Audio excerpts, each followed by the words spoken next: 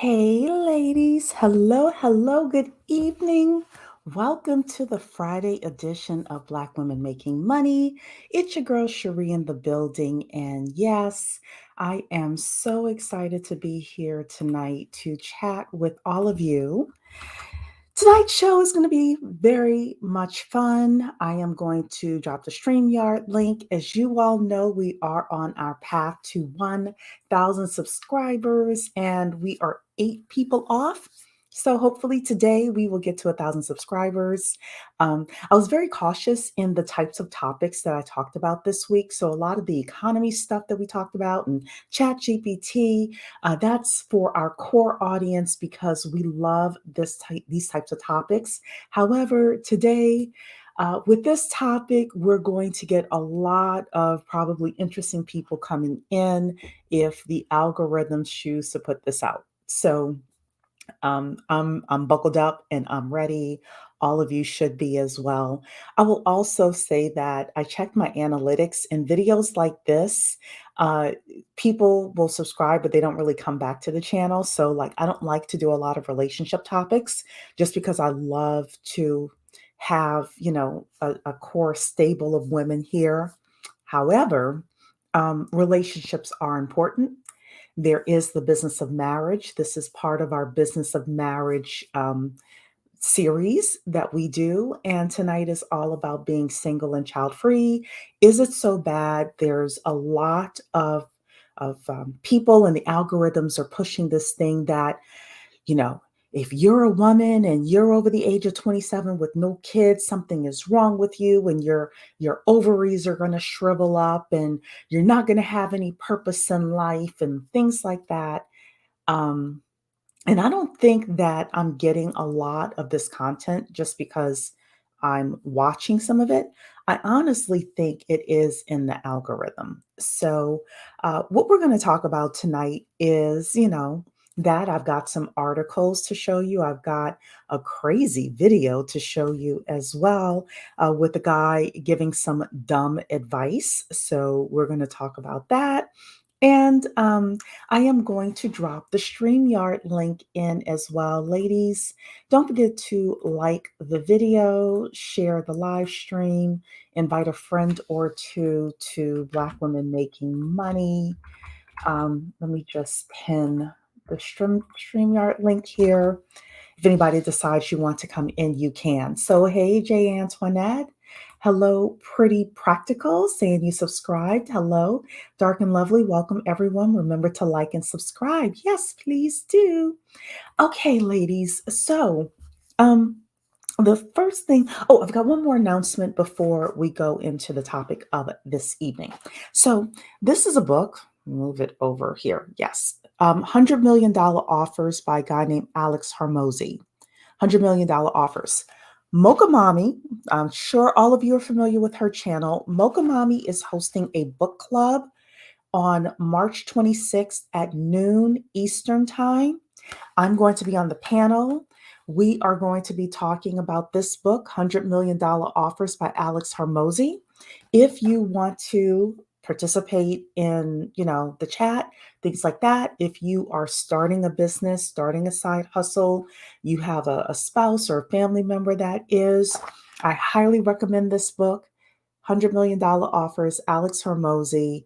Definitely get this book. We are going to be reviewing it on March 26th at noon Eastern Time. Even if you can't come, I'm sure Mokamami would still love a like for her video, and for you to catch the replay and comment as well. So that way the algorithms can bless her as well. So, hey, Dawn to Earth, welcome, welcome. Okay, ladies, let's talk about being single and child free. And is it so bad? And should you get married? And when you should get married and why and to who and how. Disclaimers. First thing I will say is that I am pro swirl. I am pro find the best man for the job. I don't care if he is white or Asian or Latino or Black. I agree with you that Black women looking for unicorns is probably not the best use of your time. However, I am not the person to say, cut off all Black men either. Don't look for unicorns. You're looking for the unicorn that's best for you, no matter what shade he is, and more so what ethnicity he is. It's more about his character, and it's more about not only what does he bring to the table, but does he have a table at all to bless you with. I am a lot more traditional when it comes to that. I do believe that you, as a woman, if you want to have children, that should be done in marriage. I will not ever say that that should not be done in marriage. However, I will say that I'm in my mid 40s. I am child free. And I want to kind of give you a glimpse of, if you're 25 or 30 years old, what it's like being in my mid 40s and child free, which is why I wanted to have this conversation tonight. So Dawn is saying, Amen. Yeah, absolutely. So here's the truth of it. You all know I'm very nuanced in my take, and I hear the extremes on YouTube and on social media. The extremes are, oh, being single and child free. This is all I've ever wanted. It's so great. I can have a cappuccino on the Eiffel Tower on a Tuesday without finding a babysitter, which the last part is true. Okay. That's one side without any nuance. The other side is, your ovaries are gonna shrivel up. What are you doing? If you're not married by the time you're 22 and popping out babies by the time you're 23, you're going to be miserable. No nuance on the other end either. So I will tell you what it's really like with nuance. So I was married. My husband passed before we had a chance to have children. There are some days, probably twice a year, maybe 3 times a year, and I never got married again, um, well, thus far. And, the ship has sailed for me with regards to having children, unless I adopt, okay? About 3 times a year, yeah, I will say 2 to 3 times a year. I wonder how my life would be without children. Sorry, with children, sorry. I wonder what kind of job I would have knowing that I have a child to take care of, because right now the job that I have, I'm able to have that job because I don't have kids, depending on me. Um, there's some moves that I was able to make because I didn't have kids. Uh, so yeah, a couple of times a year, I'm like, you know, I wonder how my life would be different. The rest of the time, I'm actually okay with my decision. I don't wake up in the morning thinking, I'm single and child free. Ah, you know, these people are not telling you the truth. When you're single and child free and in your mid 40s, you're just like, this is where I am in life. This is the life that I chose. I chose not to have children because I would not do it unless I was married, and I never found anybody. And that's okay. That's okay. I believe part of the reason why we have so many young people now on TikTok who are so misguided is because we have people who were my age having kids with people that they should not have had kids with, whether they were in marriage or not in marriage. And if you are a single parent right now, I am not judging you in any way whatsoever. But my algorithm shows that the majority of the people who watch this channel are between the ages of 25 and 34. And I'm here to just give you a perspective with regards to being single and child free. So, with that, Lady in Mauve saying greetings. Hello. Just Ashar saying greetings. TGIF. Yes, it is. You got your glass of wine. And Denise Joe is in the building as well. So, Ladies, StreamYard link is in the chat if you all want to come up. Otherwise, I am going to share a few articles with you that I found with regards to being single and child free. I will say that the decision obviously is up to you. I think that the reason why the algorithms are pushing this so much is because um, there is an economic uh, hmm, there are macroeconomic issues with so many women being single. However, I don't believe that definitely the United States, much less the globe, but let's just keep the United States. I don't believe that the United States has the appetite to put the policies in order to rectify the issues with so many women being single, so many women being childless. Um, there are statistics. I think the guy with the dumb advice mentions the statistics of 50% of women by 2030 will be single and childless. So they're considering this an existential threat with regards to the macroeconomy, but they are not willing. When I say they, I mean the lawmakers and the oligarchs are not willing to do the things that it's going to take in order to rectify this issue. I haven't seen it outside of telling you don't get an abortion, taking away Roe v. Wade, and writing some articles and pushing the algorithm for more people to get married. So coconut water is in the building saying children are wildly expensive now in ways they weren't for previous generations. That is absolutely the case. That is absolutely the case. I was speaking with somebody who is a baby boomer, and I was talking about the fact that, uh, well, a couple of years ago, they were saying it's cost $250,000 in order to raise a child. And she was arguing with me, no, it doesn't. No, it doesn't. So we did the math, and it's like $1,000 a month. Well, guess what, ladies? That number is right. You spend $1,000 a month on daycare. You spend $1,000 a month, over time between daycare, Pampers, um, food for the kid, housing for the kid because you're going to need an extra bedroom. I got a visitor up here as well. So give me a second, Char Willie. I hope I'm saying your name right. Then as the kid goes into preschool and schooling, they need school supplies. They want to, if you're going to have a nepo baby, you're going to invest in them, getting the best tutors and um, getting participating in after school sports and things like that. So yes, children are wildly expensive, and the powers that be are not putting things in place to bring that cost down and to drive women and men together.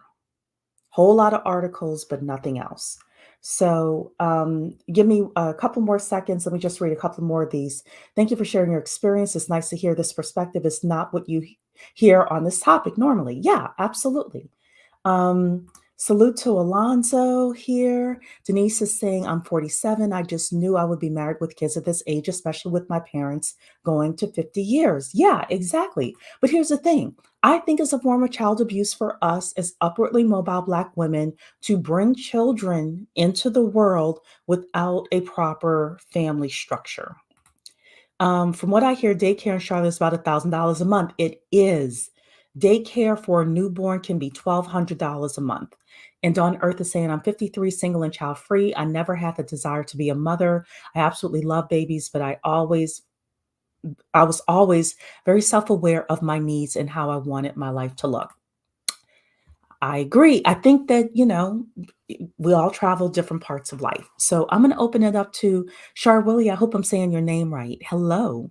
Hello, and you are saying it correctly. How are you today? I am good. What are your thoughts with regards to this topic?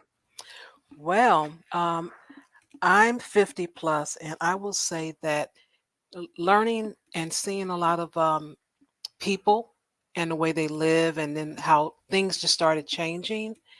Um, I kind of wonder if fear was a big component for me with having children. The mates that I've had, I just didn't trust the relationship enough to bring in children. So I always made sure that we were very well protected. And it is expensive.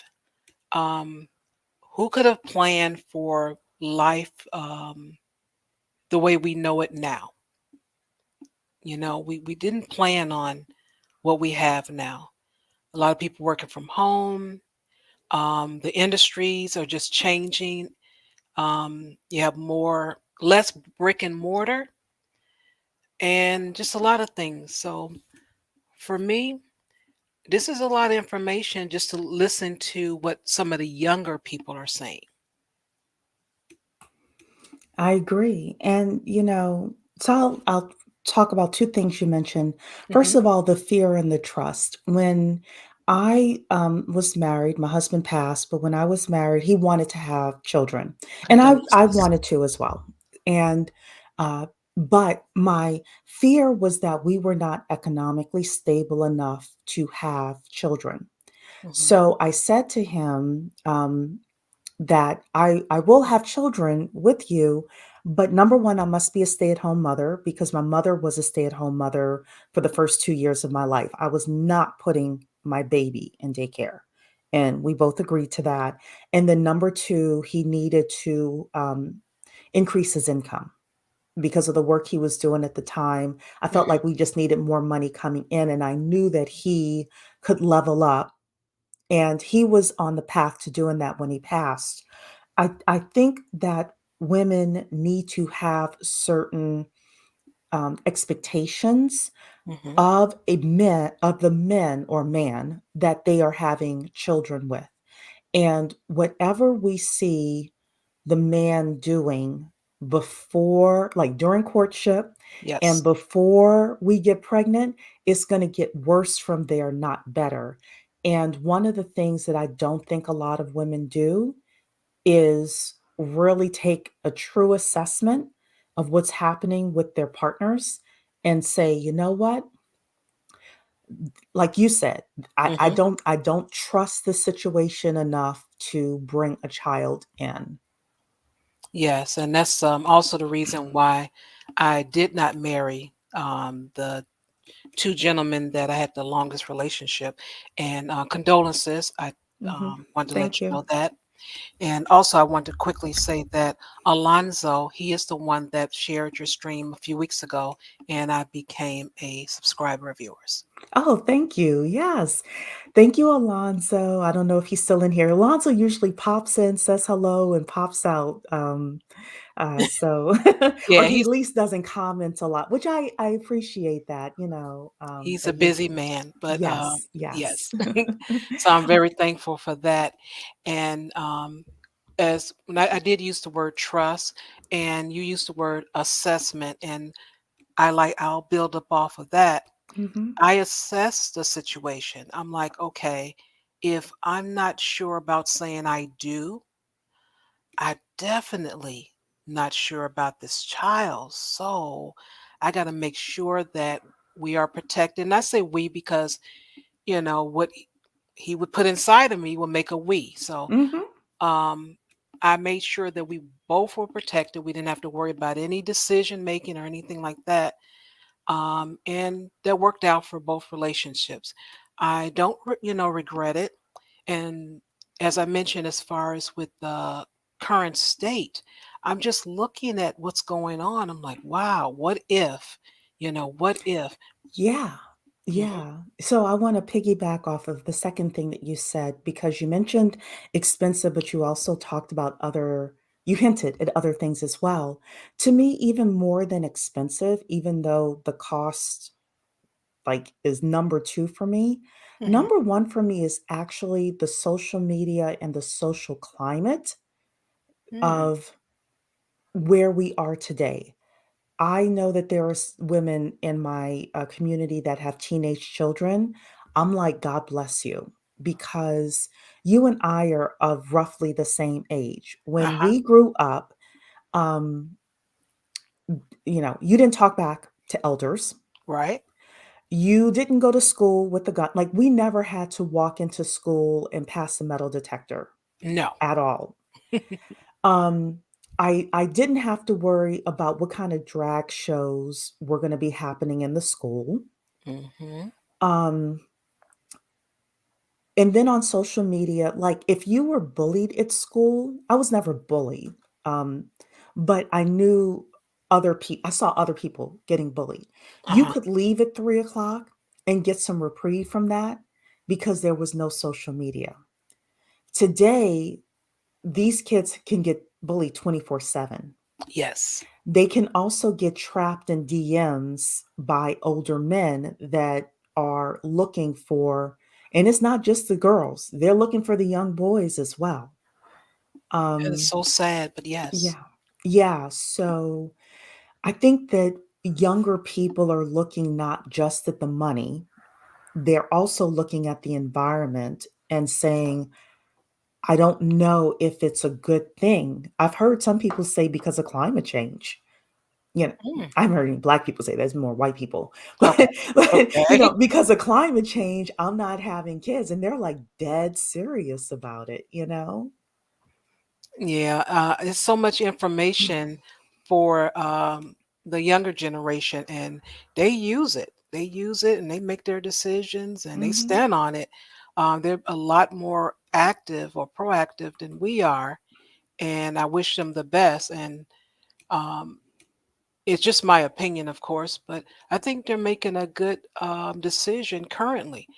Pay Mhm. attention to what's going on because it gives you a glimpse of the future, you Yeah. know? I want to ask Samri, you're saying here you have a different perspective. Um, I would love to have you come on.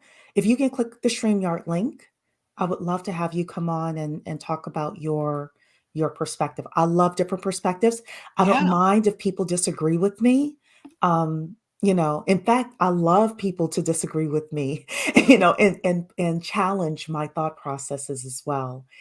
So yeah, we were talking about the $1,000 a week law. And if you have a newborn, depending on where you live, yes. And there's this guy I know who um, he has a 6-year-old son. This is how competitive white people are, ladies.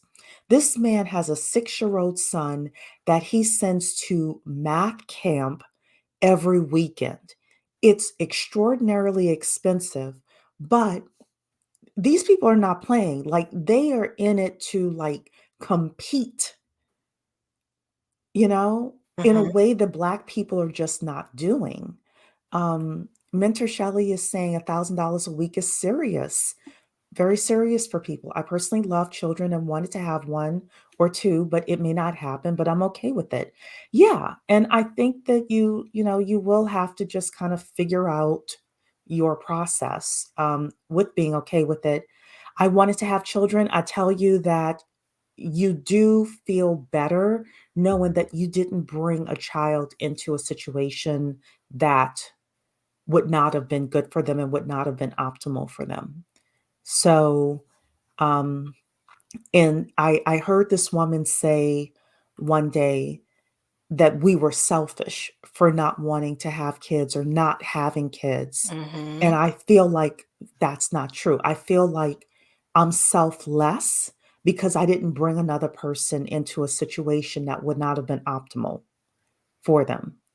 I'm Mhm. the type of person I don't argue with people, so whatever a person says, I'll just agree with them because hey, that's their perspective. That's actually the channel I just retired. I had an advice channel, but um I don't argue with people. Whatever your opinion is, I accept that because that'll be true for you.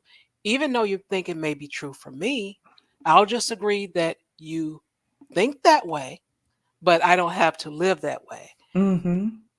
So if I'm selfish, okay, thank you for that compliment.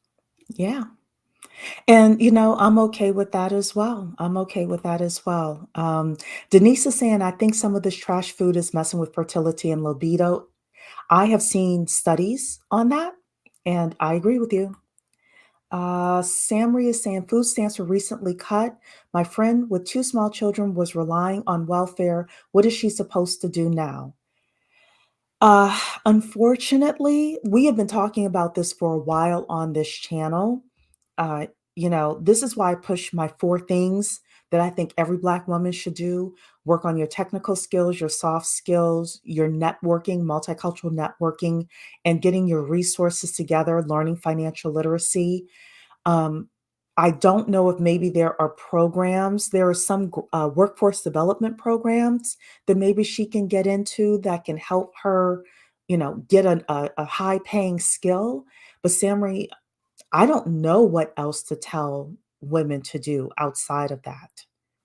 I don't. And what is she going to do in the time being? I don't know.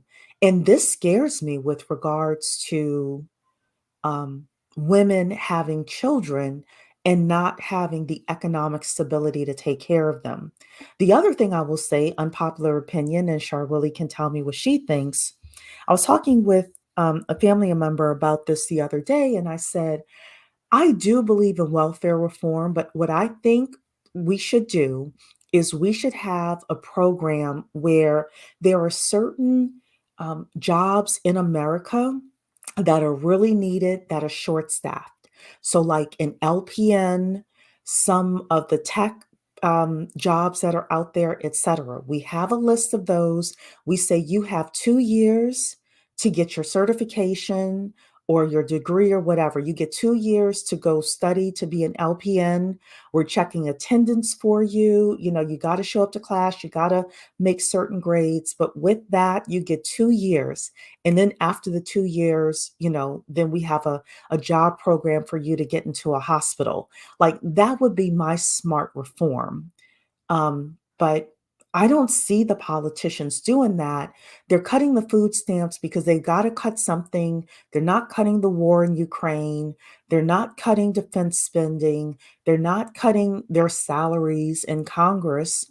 So, guess what? The food stamps and the Medicaid is going. Okay. I will say that when you mentioned the jobs that are necessary, one Hmm. thing that I don't know why I'm so passionate about it because, well, I used to do stories. I used to read different stories and react to them online. So to hear about those kids are so many years behind and people are just waiting for some justice. I'm like, why don't they have the people to process these kits so these people can, uh, get where they need to go? Whether Hmm. people need to be prosecuted or exonerated, whatever. So that would be one position that I would definitely suggest. They need many hands on for that. But the reform for welfare, yes, there's many different ways, and it can be in different states because so many, Hmm. every place doesn't need the same thing. So yeah, I agree with you. Um, Yeah. and it's just, it's so sad. You see the politicians every 2 to 4 years, they all say the same thing, nice suit and everything, and a lot of things are not changing. No. Because the way they're in place, they're like, oh, well, we got to fund this, we got to fund that, and it just continues. But I am with you on board with the reform. With the Great idea. reform. Hmm. You know what else is happening? And I'm going to do a deeper dive into it. I've talked about education before and the poor literacy rates, especially amongst the Black people. Hmm. Um, I just heard in Houston, the state has taken over the Houston school district. Hmm. We're seeing in Jackson, Mississippi, where they're setting up two separate courts in Jackson, Mississippi, and they are not electing, but they're appointing judges in their own, The community. lawmakers. Oh. Yeah, judges and lawmakers there. My thought is that I think that this trend is really going to happen. I've said this, Charwilly, on Hmm. the channel before, and it's an unpopular opinion. But I think that people believe that Black people don't have the appetite to vote in the people that we need to vote in order to have major changes and major shifts within within our community. Mhm. And we can cry it's unconstitutional. There's all sorts of press conferences that are happening about these things. But I see a huge shift happening with that as well. And yeah, I mean, look, stuff is getting cut. Dawn to Earth is saying, my sister and her husband do well for themselves. My niece and nephew are enrolled in competitive sports and dance. Grammar school is $20,000 a year for both. They know access gives them a leg up. This is what I was saying when that person was fighting me about the $250,000 price tag. I'm like, okay, yes, that's white people's price tag, quote unquote. But Mhm. guess what? If you have a child today and you want that child to be competitive in 2050, you'd better be playing a different game than what we were playing in 1960, Mhm. 1970, even 1980. Otherwise, you're bringing your child into an environment that they are not prepared to compete in. They're Yeah. not. Mhm. So, um, I want to go through a little bit of this article. I definitely want to have you stay on, Charwilly. Okay. We're going to sit here and just kind of look through some of this here. So, single women take an outsized role in the workforce and the economy. A record 52% of women in the United States are unmarried. But a stubborn wage gap means they have less spending power and less wealth. I think that part of this is a scare tactic, but let's see. Because the truth is, if we got certain tech certs or we had sales jobs or my nurses that are out there, people who are following Mocha Mommy, for its example, we're making more money than the average American. So, but let's keep watching. Let's keep looking. Uh, More women than ever are single, a new report says, and that has significant implications for the US economy. Single women who are postponing marriage or foregoing it altogether are a growing economic force, accounting for a larger share of growth in the job market. Home ownership and college degrees, according to an analysis of federal data. The majority of women in the United States were unmarried in 2021, according to a report released on Wednesday by Wells Fargo. The Census Bureau has been tracking Americans' marital status since 1900, when just 7% of surveyed women were single. Well, let's think about why in 1900 7% were single. It's Mhm. because if you were not married or not living under your father's house, you couldn't do anything at that time. So, yeah, it makes sense. Okay. Mhm. Um, Among the factors driving the rapid rise in single women households over the past decade, a 20% increase in the number of women who have never married. But while decades of changing norms around marriage and work have empowered women to carve their own paths, a stubborn wage gap continues to keep many women, especially single mothers, from enjoying the economic gains as single men and married couples. Never married women earn just 92% of what never married men did last year and have 29% less wealth, according to Wells Fargo. I'm going to read this and then show the graph, and then I'll kind of take a stop. Um, the sheer growth of single women is rippling across the economy and leaving a mark on the labor market, wealth, and spending, according to Sarah House, senior economist at Wells Fargo. The bad news, though, is that the wage gap between men and women have remained stuck over the past 15 years. Single women are filling a void in a very tight labor market, but they are still earning less than single men. So, this is a majority of women in the United States are single. Um, yeah, so they said a lot in here, these two paragraphs. Charwilly, what do you think with regards to anything I just read, but especially these two paragraphs? It's interesting the difference of the amount that we may compare it to men. Hmm. I think that's standing out. Um, I'm still trying to fathom more about these two paragraphs. Wow. Yeah. So, Samri, you want to unmute yourself? Hi. Greetings. Hello, good Greetings. afternoon. Hi. So I guess the different perspective that I would bring is, I'm in my early 30s. I used to watch this like statistics channel called Gapminder, where he talked about the connection between girls being educated, like around the world. Like he would like see all the different countries, both developed and undeveloped, or like developing countries, and the more educated and the more opportunities that girls and women have, the less kids that they have. Because now, having kids becomes one of many opportunities or many different paths they can take, instead of just like one or two different options that they used to have, or Hmm. that we used to have.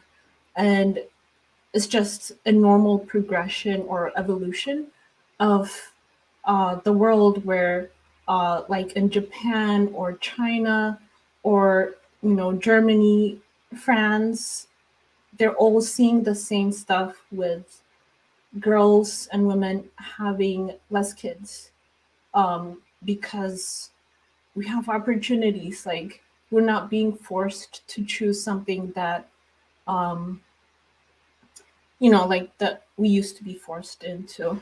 And also another thing is, people are also less religious these days. I used to be religious myself. I'm not anymore. And it affected the way that I see motherhood, right? Because like the Bible or Quran or any other patriarchal religion, um, it wants girls to have kids. It supports patriarchy, um, and the less people are religious, the less they're likely to have kids. So those are my two controversial opinions. Thank you for having me. Yeah, absolutely. I actually agree with what you said. Because women have more opportunity, they they want to have more opportunity with regards to their careers. And um, the more economic opportunities women have, the less likely they are to get caught up in bad domestic situations because they have economic opportunity. And I think that that's a great thing for women and girls. So, yeah, I absolutely agree with you. And Charwilly, I gave you a wrench as well. So let me know if that's going to work for you. Okay. Thank you. Yeah, you're welcome. So I saw a couple of other things with regards to this here. So I'm going to highlight this from a macroeconomic point of view. The sheer growth of single women is rippling across the economy and leaving a mark on the labor market, wealth, and spending. So I always think about things from 2 points of view. Number 1 is like individual basis, but then number 2 is the macro economy and the system, quote unquote. Uh, and I think about, okay, if women are not getting married and women are not having children, what are they doing and what are they not doing? Mm. Well, and this goes to the same thing with men. Well, if we're not getting married, there are fewer weddings. The wedding industry is, you want to talk about price gouging? That's the industry that price gouges, right? So you're not getting having a wedding itself. So you've got your um, venues that aren't making as much money, florists aren't making as much money. Anything that goes, the dressmakers aren't making as much money, etc. Then what happens after you get married? Typically, married people can purchase a house. They can afford to do so under, a couple of years ago and before, right? Now we Mhm. don't know. Okay, so who gets paid when you buy a house? You've got the realtor, you've got the mortgage broker. Yes, we just had a article that talked about the fact that there are more single women owning homes than single men. So it's not keeping us out of the home buying market. Excuse me. However, more married women are able to purchase homes, and more married people are able to purchase homes than single people, right? Mhm. Then you're not having a baby. So we're looking from the time you find out you're pregnant all the way through college, not just high school, and all of the expenses that you have there, all of the industries that are sustained because you have a child going from in the womb to birth to one, two, three, four, all the way through 21, and then their adult life repeating the cycle over and over again. Also, they mentioned wealth in here. They mentioned wealth in here. Um, in my opinion, Wells Fargo and these others are looking at the fact that married people tend to be wealthier than single people. Yes. So, this whole sentence, in my opinion, said a whole lot. It said a whole lot. And yes, you did get a promotion, Victoria. Yes, you did. um, Also, this article wasn't targeting Black women, but let's bring it to Black women. We saw the study that just came out for 2021 saying that more Black women died in childbirth in 2021 than other groups of people. Serena Williams had problems. Serena Williams, we're talking about a famous rich woman who Mhm. was married to a rich tech. If he's not a billionaire, he's a multimillionaire. And they were giving her issues in the delivery room. My question is, what Mm. you want me to do what? And Wow. I know that there are people who are like Black women have children every day. Black women, back in the 1900s had 11 kids. Well, I'm like, we aren't in the 1900s. Right. We're living much longer too. Yes. So usually where I would say my money, my upward mobility shields me from certain things. If I go into a hospital trying to have a baby as a Black woman, that green, in my opinion, from what I'm reading, means nothing and nobody is doing anything about it. Where's Black Lives Matter there? Oh, you know what? Mm. Let me shut up before I get y'all in trouble. Yeah, selfish love is saying Beyonce had a traumatic childbirth with the twins as well. Our money isn't shielding us. Having a white husband helps. I've heard Black women say, because of my white husband, he went out there to that nurse's station and they finally came in. These people are talking about letting women hemorrhage to death in Tennessee Mm. before they give you a life-saving abortion as a woman. And you want me to get caught up in that? Oh my goodness. It's no joke. It's no Wow. joke. So I'm seeing all sides of this thing. I didn't mean to go off like that, but yeah, I did. No, that's Because it's the fine. truth. It's the truth. I'm glad you brought it up because when you were reading it and you told me, asked for me to pick something out, Hmm. it was so much. I'm like, well, where do I go? And the only thing I That's could, okay. so I'm glad that you brought that home because, like I said, it was a lot of information here to unpack. Hmm. Because they're trying to get us focused on the wealth thing. We talked, ladies in the chat. We had talked a couple of weeks ago about that article that came out that said that if you decide to live with your boyfriend, you can save $7,000 a year. And all of us in the chat were like, hell, I'll figure out how to make $7,000 a year before I shack up with some dude that's draining me, right? Okay. But now we need to understand the macro point of view and why this thing is being pushed so much. Hmm. Yeah. Um, I wanted to point something out as well, as far as Hmm. like um the difference or like the persisting gap in income between men and women. Hmm. On top of just generally like we live in a patriarchy, so it's always gonna favor men. Hmm. But the tax system was also designed to favor um households where only one person makes a lot of money and Hmm. then the other person makes very little money or no money, usually women who have kids, and then they file jointly so that the tax burden will be half. So the tax return will be a lot because they have kids, and then um, the guy is not going to be taxed as much because he's filing jointly with his wife who makes no money. So there's Hmm. there's a lot of like other stuff that goes with it too. Yeah. But I'm going to show you the third article we're going to talk about tonight. Some of y'all aren't going to like this article, some of you are, but you all know I bring you both sides. There was an article from CNN that we're going to show tonight that says that Black married couples suffer the worst with the tax system.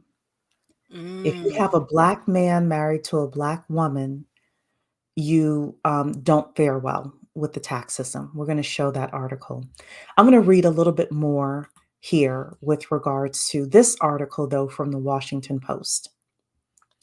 Women have made strides in just about every facet of the economy in recent decades. The number of women attending and graduating from college has outpaced men for years, according to government figures.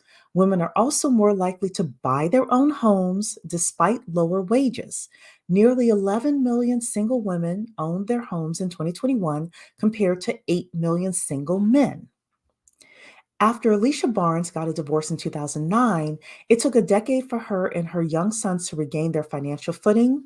Barnes was a Navy veteran in Oakland, Maine, says she was grossly underpaid for years, making $37,000 a year as an advertising analyst in an industry where the average annual pay was well over 65,000. Mentor Shelley, Mentor Shelley, are you in the building? I think Alicia needed you, Mentor Shelley. Let's keep going. Now Barnes, who is 48, works as a digital strategist on a political action committee. Blah blah blah. She recently bought a house for 276,000. Women are, excuse me, got a little something in my throat. Sorry. Women are also more likely to live alone than in the past, whether they own or rent. Households held by single women, now make up 26% of US households. So we're able to see here, let's just see this graph here. Make this a little bit smaller. Okay, so you have younger women are most likely to have never been married as of 2021, which honestly makes sense. So if we are going through these numbers here, you've got, I'm going to go to 25 and up because I don't think women under 25 should be focused on getting married. But you've got 63% of women aged 25 to 29 have never been married. And then it drops down to 38% in 30 to 30, from 30 to 34. And these are obviously not Black women numbers. Hmm. Then we have divorced here, um, 3%. Then widowed is another 3% or 6%. And as you get older, obviously that makes more sense. And then married and a spouse is present. You have the majority of people being between the ages of 30 and 65 to 74. And then men start dying, which obviously makes sense. So, Mm. with this, The question is more so where the trends are headed with regards to women living alone. Um, I think that is all I want to share from uh, that specific article. Do you ladies have anything else to say with regards to that article? No, I was more interested in the black tax. Okay, well, that's my third article. I have a second one coming up. Oh, I got one more for you. I got one more thing to show you on here. Let me Okay. share screen and because this is also to scare you as well. Median net worth in 2019 for couples is 200,000. For single men is, I don't know, 55,000, and for single women it's about 48,000 or something like that. 46,000 for single women, 56,000 for single men, 202,000 for couples. Part of the reason for this is because um, most people have their net worth in their houses, in my opinion. Right. I And agree. actually, it's fact as well. Hmm. Most people have two-thirds of their wealth in their homes. So I think this is also a scare tactic to try to get, try to say, yay, ladies, you all should get married. You all should get married. Um, so I just want to show that as well. And I do think that single women can get a $200,000 net worth by themselves. You have to have the right career. You have to bring in enough money. You have to be able to save appropriately, buy a house, buy some rental properties, buy some stocks, things like that. But I think any and every single woman that's out here can get a $200,000 net worth by themselves if you choose to do that. So, yeah, and now I'm going to stop my screen.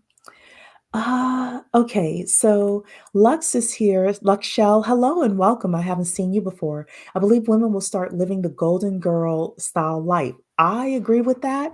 I think that, women who cannot afford to live together, you'll have, if y'all familiar with the Golden Girls, some of my young ladies may not be familiar, but you'll have the Blanche Devereaux that owns the house, and then she will invite three she'll, 4-bedroom house, invite three other women. I don't know if you're going to have social security by that point, so don't count on it, but you're Hmm. working your little job, you're doing whatever you're doing, and everybody chips into the house. And also that I felt like the Golden Girls, I love the Golden Girls. It I was feel like the nice. Golden Girls was more about companionship than even money. Yes. It was about those women actually uh, looking out for each other, through the good and the bad. Yes. They were very supportive to one Hmm. another. Yeah. Unknown is saying one more woman makes six figures and buy a house, building 200K in equity and home equity will come. Absolutely. Absolutely. Selfish love, I think majority of women still want to get married but are struggling to find viable partners. I would agree with that. I would agree with that, selfish love. So you missed my beginning comments where I said that if you want to get married and you want to have children, definitely do that if you can find the right man who is going to be a good father to those children and a good husband to you. Because I do believe in like stable households. So I do believe the majority of women do want that. I also believe that the government is not setting up an infrastructure where those families can actually come together and be economically and mentally and socially viable. I Right. don't believe that they are. I'll give you a great example of what I'm talking about. When the US government decided that they wanted to uh, try to stop teenage pregnancy back in the 50s, 60s, et cetera, you had the shotgun weddings, but you had a lot of young, unmarried women getting pregnant. What did they do in the schools? They brought in sex education. This is a sperm, this is an egg, this is how it works, this is how you do your contraception, etc. um, the Just Say No campaign with Hmm. with Nancy Reagan. Now, I know CIA, according to people, dropped crack in the community. I'm not talking about that. I'm just talking overall. They wanted to, they had programs to stop certain behaviors, start certain behaviors. Um, and I just don't see them having an appetite. Oh yeah, selfish love. I knew you missed it. That's why I was just kind of getting you up to speed with regards to that. Now, Kim Whitley, Tisha Campbell, and Yvette Nicole Brown have a new show on Bounce TV about three friends in their 50s who decide to live together. Oh my goodness. So it's the Black Golden Girls. I have to check that out then. And I like Oh, all of them. oh I have to wow. check that out. Yes. I don't watch a lot of TV. I don't Me watch any neither. TV Let me write actually, this but down because I'll forget. yeah, I'm gonna check that out though, because I at least want to support them. So y'all talking about the shortest men you've dated in here. Y'all should be ashamed of yourselves.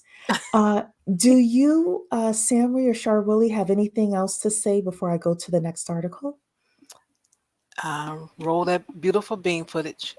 Roll the footage. Okay. So this is a second article about couple privilege. Here, the wealth gap between married and single Americans has more than doubled in the past decade. How do you get ahead when you're at a quote notable disadvantage? So, again, this is pushing the agenda. Poor girl here. She's looking, she's jealous of this other girl, not knowing what's really happening between these two people. They could be pretending. So, ladies, I know a lot of people on social media pretending to be hugged up and loved up and all of that and catching hell in the house.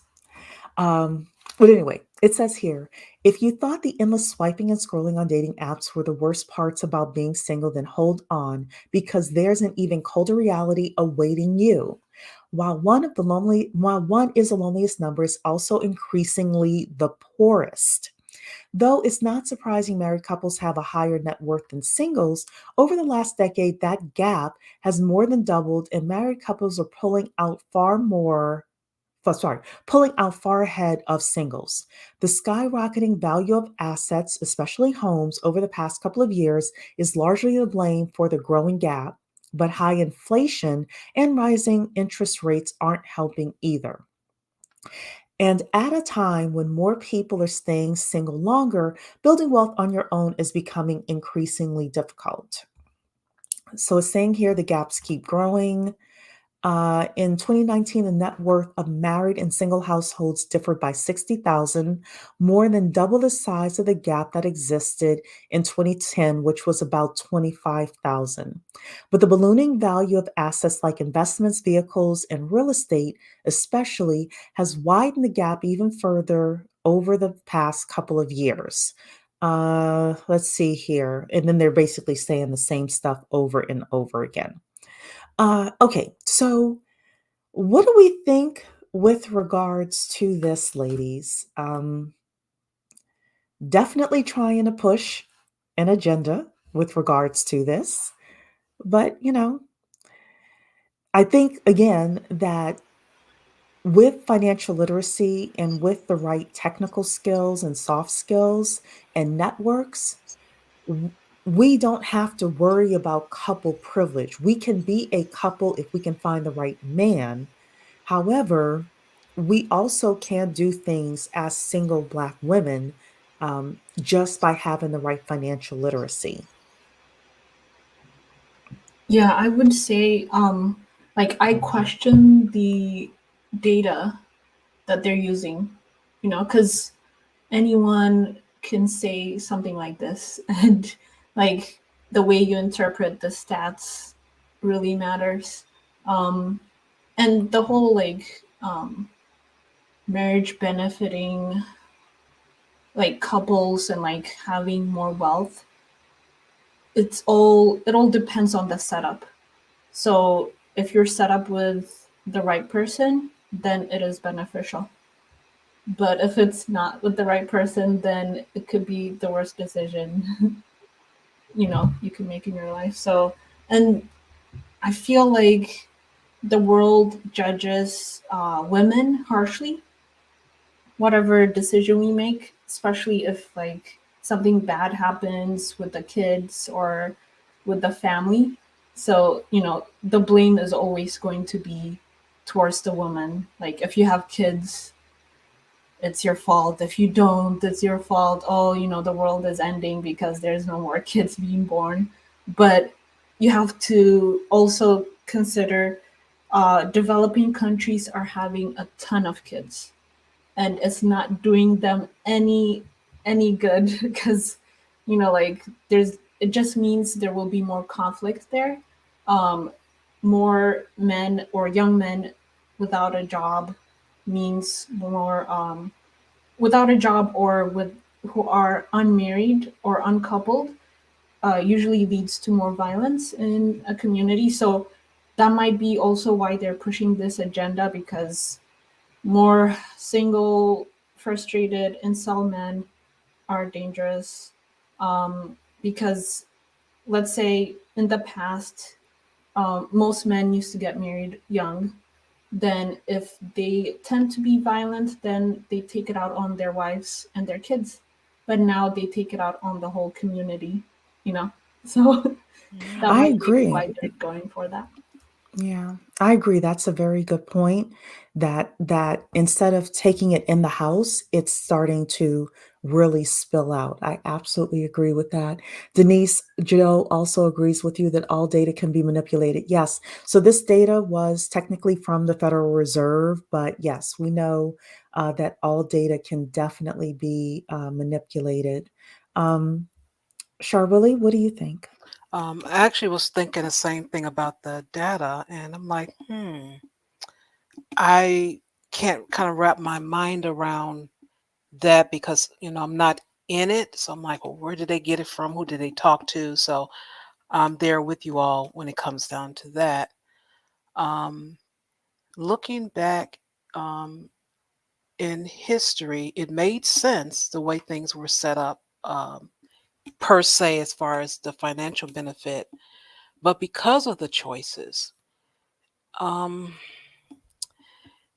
they can, I get it's an agenda. They can push it as much as they want, but I don't think it's really going to work much now. Listening to the younger voices, I don't think it's really going to work out for them.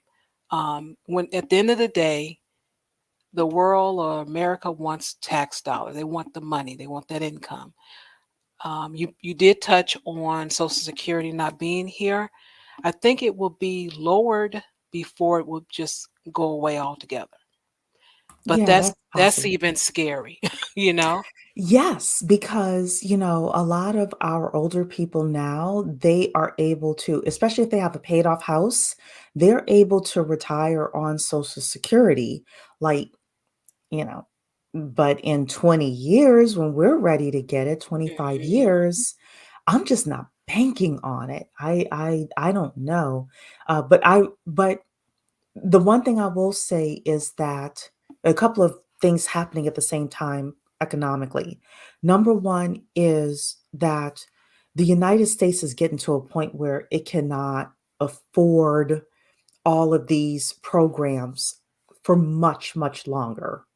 There's going to have to be some president and some Congress to, um, either reduce, like you said, or eliminate, make some hard eliminations.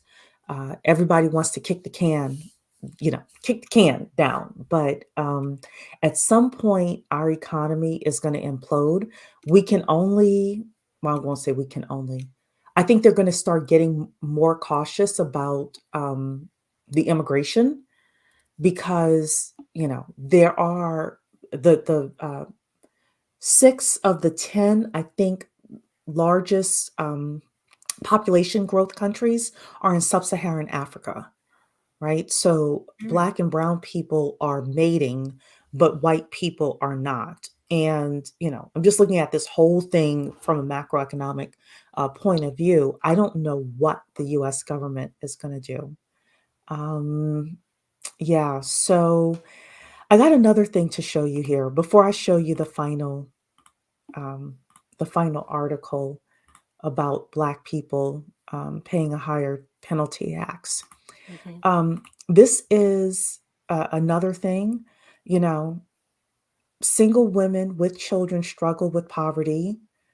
And then they're talking about here's what can change their circumstances. So I just pulled this up. I hadn't had a chance to read it, but we're going to read it now, just, very briefly, because one of the things that I've said on this channel is that if the biggest financial decision that any and every woman will make is who she has children with, it is actually more important than who you marry. The reason for that is because if you get married and it doesn't work out and you don't have children, you may have a temporary setback, but you can bounce back easier. If you never get married and never have children, again, you can maneuver in certain ways, but you can pretty much pick yourself up. If you have children with the wrong man, there are actual statistical proof that it can plummet you either into poverty or into a very bad financial situation. So, the one thing that I am happy that millennials and Gen Zers are doing is being smarter with sharing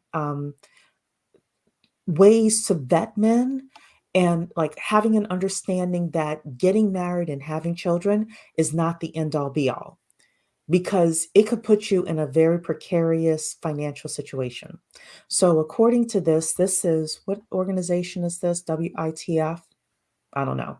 Not sure. It's some organization here. Okay, they're saying here single women with children experiencing poverty and homelessness are often burdened with obstacles and circumstances that make it harder for them to get on their feet.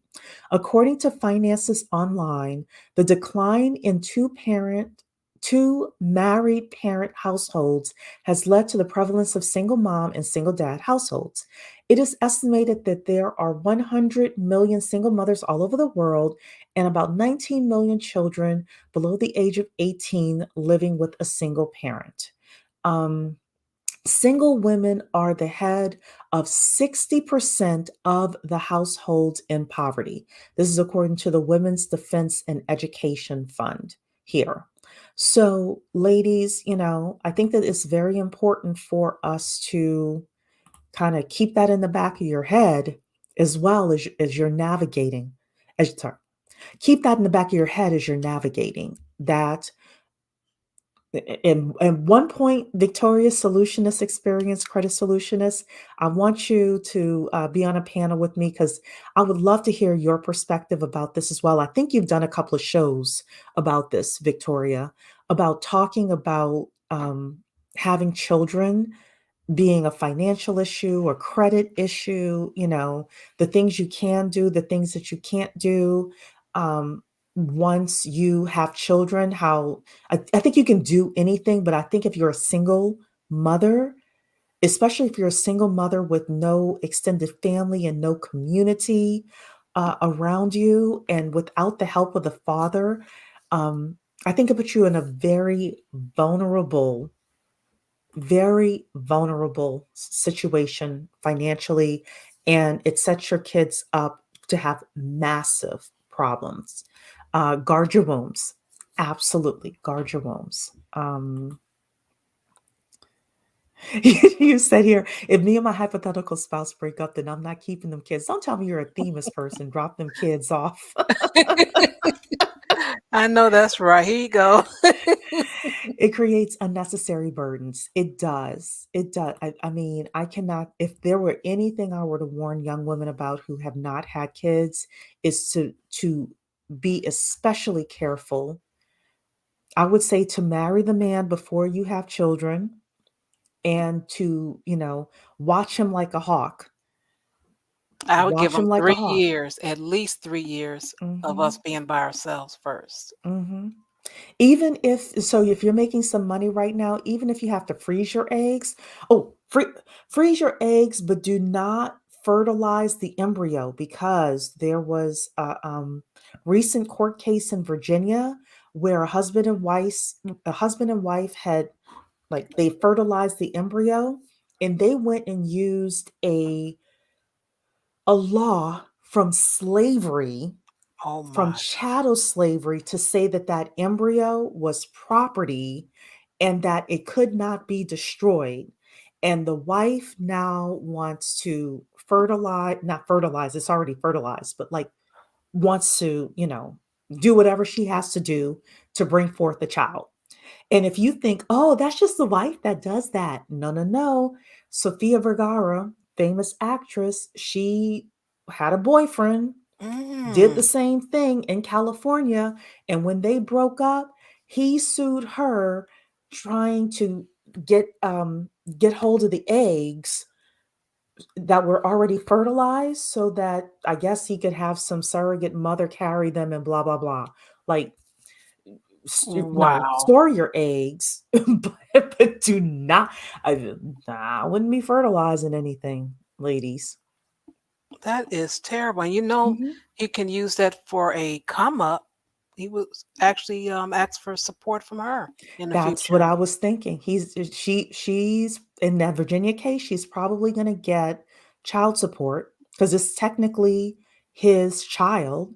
And with Sofia Vergara, I don't know whatever happened to that case, but yeah, um, you know, and as a woman, I wouldn't want to know that I had an egg out there that was growing in somebody's belly, that a person had my child even as a surrogate, and I was not taking care of that child. I just, as a woman, I could never do that. I couldn't Mm, do it. I just have to, I'd have to call Victoria and say, we need to level up my income or something because, yeah. wow. You're asking here, has anyone ever frozen their eggs? If so, what company? Oh, I haven't. Yeah. No. So, uh, what are your thoughts though with regards to single mothers being like the highest in poverty and all of that? Um, I say it is true because it takes away time for them to create wealth because they Mm. have to pour into their children. So it's especially true for in the West, I believe, because um, like I've lived in Eastern Africa where um, grandmothers and grandfathers can stay home with the kid. Like there's Americans as well who have the kids in the US and they send the kids to be raised by their grandparents in South America. And it works that way.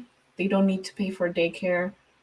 They know they're safe and there will be the kids will be getting like cultural education and learn the language, all that stuff. But Mm, in the US, it's not set up where, grandparents are also working after retirement age. So you can't always be like, okay, here's the kiddo that or the grandkid that you wanted.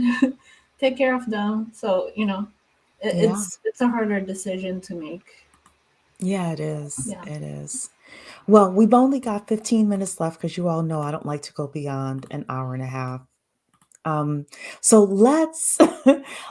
come to the black tax. If you are able to find a black man, you want to marry him, black couples pay a higher tax penalty for marriage than white couples. And this was just from last month, ladies. So this is recent from CNN. It's saying here, let me make this a bit bigger so I can see it. When filling out your federal tax income return, there is no requirement to identify your race. Moreover, the U.S. tax code does not contain specific racial group provisions. Yet, just because the tax code is considered race blind does not mean it is race neutral. A recent study by the Tax Policy Center, for example, found that Black couples on average face higher tax costs associated with marriage than white couples. It is part of a growing body of research that shows the tax code can create or reinforce economic disparities between Black and white households. The research is providing empirical evidence for the seminal work done by legal scholars Dorothy Brown, Beverly Moran, and William Whitford, which raised the likelihood of racial inequities in the tax code. Generally speaking, when US tax filers of any race get married, they can get hit with either a quote marriage penalty or a quote marriage bonus, meaning they pay more or less in taxes as a married couple than they would as two single people. Penalties are more likely when both spouses in a couple work than among one earner couples. So I think Sam Reed mentioned that before. So again, I'm going to read this again. Penalties are more likely when both spouses in a couple work than among one earner couples. And they are higher when two spouses each make about the same amount of money.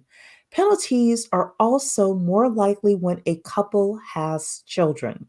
If the financial facts of a Black married couple were identical to those of a white married couple, there would be no difference in their tax burdens.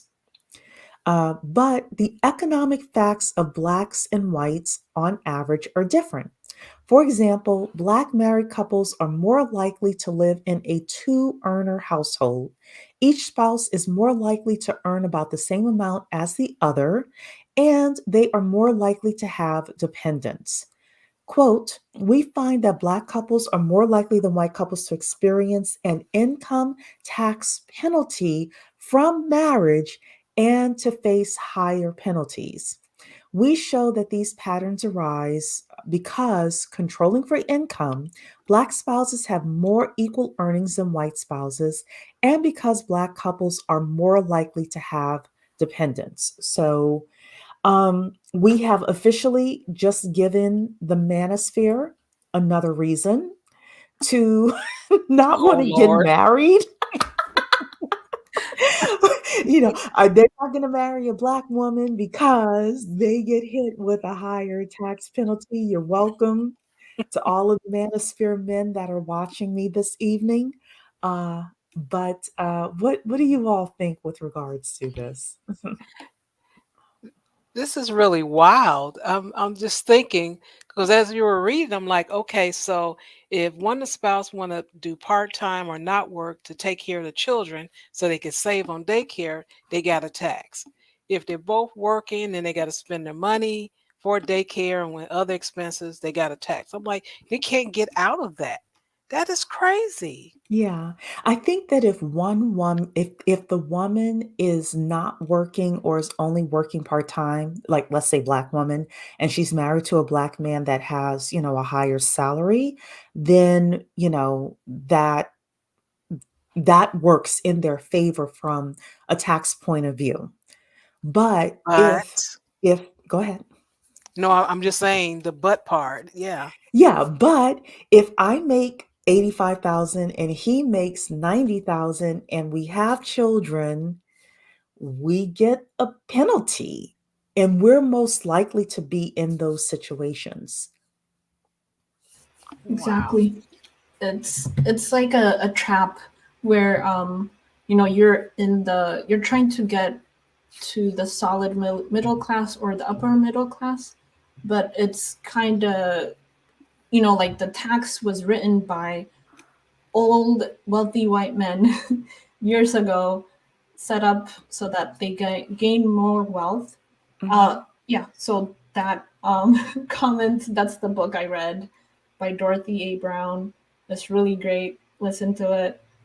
She explains how the tax system was set up, and she shares how her parents couldn't, like provide, like the ideal situation when she was growing up because they were both working, Mhm. and they were like trapped in this income situation where they couldn't go above a certain line or a certain class because so basically, like, in order to gain benefits like welfare and all that stuff, Mhm. you would have to make less than a certain amount. And if you make less than a certain amount, then it means you can't provide all the things for your kids and Right. Like that's how people get stuck in poverty. Yeah, So, I agree. yep. I agree. We did have a great question here from Plenty of Chocolate. What do you suggest for women approaching the high risk age for pregnancy but haven't found a spouse yet but would like to experience motherhood? So, this is a great question. I will give you my point of view and then I'll let my panelists chime in with theirs. What I would suggest, first thing to do is doesn't matter how much money you make, try to schedule an appointment with a fertility clinic in order to get some blood tests and see what your options are. I don't know how much it costs to freeze your eggs, but as technology gets better and better, it may not be as expensive. Or uh, Victoria from the Credit Solutionist, if you're still in here, can people even use that care credit for something like this if they wanted to um, freeze their eggs? I know that you can use that care credit card for, um, you had mentioned, what do you call it? Cosmetic surgery. I don't know if you can use it for this as well. Um, but I would suggest trying to figure out how to freeze your eggs. The second thing is there's always adoption as well. Just because the child didn't come from you, like biologically, doesn't mean that you can't be a mother. Like I could still be a mother today if I chose to adopt a child. So those are the two big things I'm thinking of. And then the third thing is you haven't found a spouse yet. Just making sure that you're still going on enough dates. I know some of us haven't found a spouse, but that's because we're not like maximizing um, the number of men that we're meeting. And when I say meet, I mean just that, like Hmm. just talking to, not having sex with, anything like that. Like you're going to have to cast, in my opinion, a wide net. um, Multiracially, I agree that you should be dating white men, Hispanic men, Asian men, and Black men in order to find the best person for you. But those are my comments. To my co-panelists here, what are your thoughts? I'll go ahead and say the same thing. I would say speak with your physician first and find out what your options are with your body. I do agree with that. And then if you have a mentor, speak with your mentor about it as well, because you'll be planning for your future. I'm not sure if you have one. I think it's a great idea to always have one, um, especially if someone you've known for a while. Just continue to communicate with them because they see things sometimes in your life that you don't or you just ignore, and they probably can give you some tips and some insight and see what you choose. Yeah, Samurai, you have any Um, thoughts?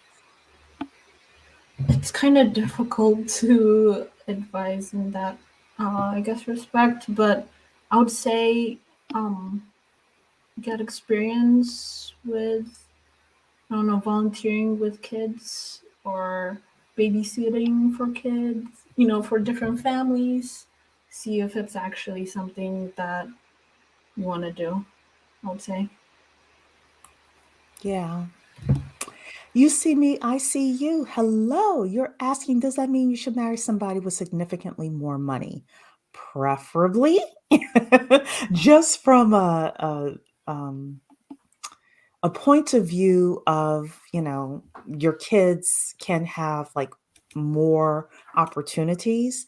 However, you all know what I say, don't marry the $200,000 a year asshole, right? Excuse my language. Like you do you do want to find somebody that you are compatible with who is not only going to bring money to the table but also bring respect and love and a great stable household. So, no broke men and no jerks, definitely. But from the tax point of view, one of the other things is, there are other things that we're able to do. We're able to start businesses. If, let's say, you're married, you marry a black man, you're currently married to one, you're choosing to marry one. Um, there are other things you're able to do in order to lessen your tax liability. I do think with this article, the way that we're filing our taxes can have something to do with it. And I'm sure Selfish Love can talk more about that. Some of the things that wealthier white couples do that we don't do. Also, if we look at the statistics, the difference between what white men make and white women typically make is a much, much bigger spread than between black men and black women. So, um, but yeah, yeah. So if you can find a rich man who's going to be good for you and good to you, I am all for it. No broke men and no broken men. Absolutely. Um, okay then. Well, I'm like out of information for you this evening. Samri, you want to give any final words? I would just say, look into different books, when it comes to the tax system. I've recommended a book for motherhood. I would recommend that every woman or girl read Regretting Motherhood by Orna Donath, because not everyone loves having kids. But yeah, even if you have kids or want to have kids, just consider all sides. Thank you. Yeah, actually, I forgot. I wanted to show you all some dumb advice. So, Char Willie, while I'm putting this up, getting this clip, you want to share some final advice? But y'all, I got some great dumb advice that I want to leave you with. Okay. Let me see. Oh, I'm not muted. Sound like I was muted. Okay. Um, I would say, as I always said on my channel, when it comes down to advice, the answers are actually inside of you. You just have to pull it out. Um, yes, you use outside sources to as tools to find out what it is you really want and desire. So that's what I always suggest for people.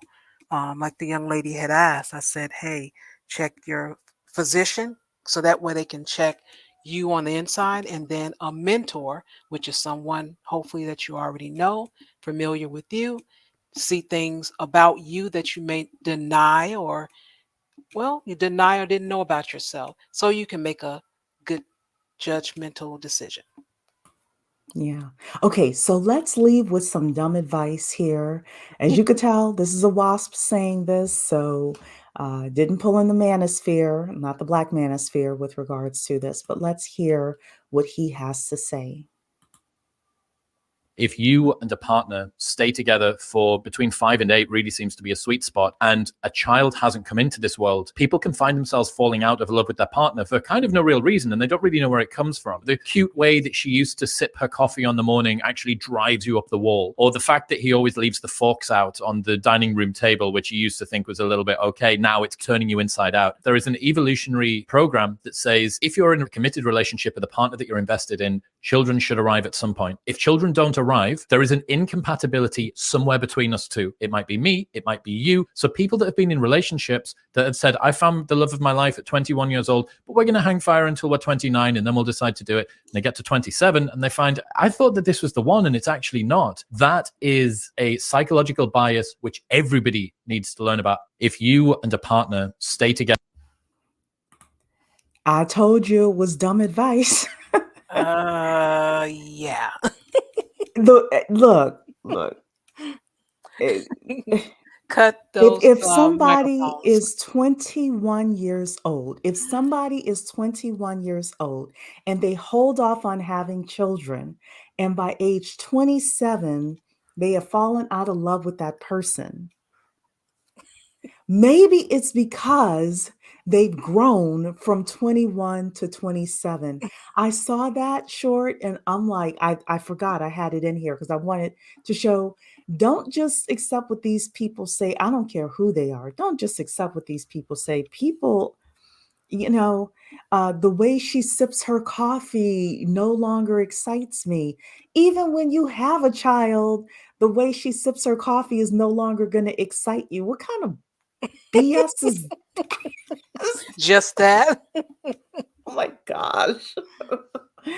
So yeah, that's super dumb advice. Also, just because you've been with somebody for 5 years and you don't have children, that doesn't mean there's something wrong with the relationship. Just like if you have a child 2 years into a relationship doesn't mean that it's going to work out well either. So yeah, that that was the dumb advice. Uh, I'll say it to the guy's name is Chris Williamson. I'll say it to his face. That was dumb. So, yeah. So, alrighty then, everybody. Saying "Yep" happened to me by year 3. I was like, "What are we doing?" Huh? I understand that. Mm. It's the whimsical nonsense advice for me. Yeah, and said it with a straight face, like he's a learned scholar who was like, what? Oh my goodness. Man's attempt to distract and trap women. So, hey, Soul's Purpose, I haven't seen you before. So, here's the interesting thing with that gentleman. He is one of the people who is super into women having children. Um, he's in the UK. He brings on all sorts of experts to talk about why women should have children, and he brought on this guy who did a documentary talking about why women in Europe aren't having children and people in sub-Saharan Africa are, and how it's going to mess things up and all of this. So yeah, those channels are out there, but mm, Mhm. anyway, yeah, 100% nonsense. Yeah. There's a reason the poor and undereducated have the most children. They aren't thinking it through. Yeah, and people have said in the past, in like the 1900s, it's because they would have more farm hands. Well, you don't need more farm hands today. Children are a debt and a liability. And you got to just make sure you are financially able. If we are going to be responsible women, we need to be responsible with who we bring into this world and how we're able to set them up for success in this ever changing world. So, thank you so much, Charwillie, for being my guest today. You are welcome to come up anytime. Thank Thank you. thank you to everybody who was here. Yeah, everybody's a PhD on the internet. And 6 figures, don't forget now. 6 figures, a PhD with a six pack and a huge. All right, ladies. Yes, it's part of the birth dearth. Yes, absolutely. So, all right. Have a great weekend. I will see you all on Monday to talk about the 2023 wealth report that came out. Share this channel with a friend or two. We're still trying to get up to 1,000 subscribers. We're 5 off, ladies. So definitely share the stream. Take All care. right. Take care. Bye bye.